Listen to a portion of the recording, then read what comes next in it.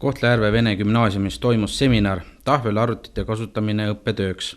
Seminarist võtsid osa Ida-Virumaa koolide õpetajad ja õpilased Kohtla-Järvelt, Kohtla-Nõmmelt, Sillamäelt, Jõhvist ja Mäetaguselt. Kohtla-Järve Vene Gümnaasiumi õpetajad ja õpilased jagasid oma kogemusi kolleegidega tahvelarvutite efektiivsest kasutamisest õppetöös. Seminaril osales Kohtla-Järve Järve Gümnaasiumi informaatika ja matemaatika õpetaja Marika Virkunen. Telekanal Lites tundis huvi järgmistele küsimustele. No, Järve Vene Gümnaasiumi koolitusel ma olen esimest korda, aga sarnastel koolitusel olen juba olnud.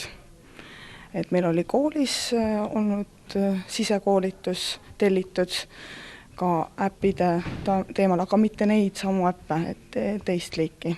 Kuidas tundus tänane koolitus on kasulik? Ja väga kasulik. Et juba tekkisid ideid, kuidas saaks oma tunnis, oma aines rakendada vastavaid äppe.